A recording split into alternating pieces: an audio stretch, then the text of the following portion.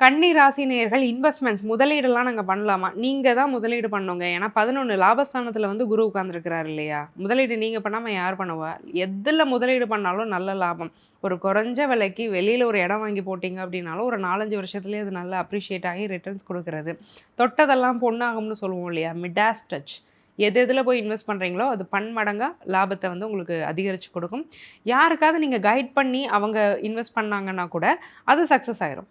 So பொதுவா பார்த்துட்டு இருக்க நேயர்கள், உங்களுடைய நண்பர்கள்ல கன்னிராசிக்காரங்க இருக்கிறாங்கன்னா, அவங்க கிட்ட ஒரு அட்வைஸ் கேட்டுட்டு நீங்க இன்வெஸ்ட் பண்றது நல்லது. கோர்ட் கேஸஸ்லலாம் இருந்து வெளியில வந்துருமா? பூர்வீக சொத்து ஒரு கேஸ்ல மாட்டிட்டு இருக்கு. இல்ல நான் வாங்குனதே ஒரு வில்லங்கமான ப்ராப்பர்ட்டிய வாங்கி கேஸ்ல மாட்டிட்டு இருக்கேன். கோர்ட் மூலியமா மானிட்டரி பெனிஃபிட்ஸ் கிடைக்குமா? ஃபினான்ஷியல் பெனிஃபிட்ஸ் கிடைக்குமா? இல்ல நான் இப்ப அப்பீல் போயிருக்கேன். அப்பீல்ல நான் ஜெயிப்பேனா? ஃபர்ஸ்ட் கோர்ட்ல நான் தோத்துட்டேன். இப்ப வந்து அப்பீல்ல நான் ஜெயிப்பேனானா, கண்டிப்பா சக்சஸ் ரேட் இருக்குங்க. ஏன்னா 11ஆம் இடம் அப்படிங்கிறது கடன் நோய் எதிரிய வந்து 6ஆம் இடம் குடிச்சாலும், கடன், நோய், எதிரித்தன்மையிலிருந்து வெளியில வர்றத 11ஆம் இடம் குறிக்குது. 11ல வந்து இப்ப குரு உட்கார்ந்திருக்கிறாரு. அப்ப நிச்சயமா கோர்ட் கேஸஸ்ல நீங்க சக்சஸ் ஆயிருவீங்க. உங்களுக்கு வரக்கூடிய பணங்களும் அங்க இருந்து கிடைச்சிடும்.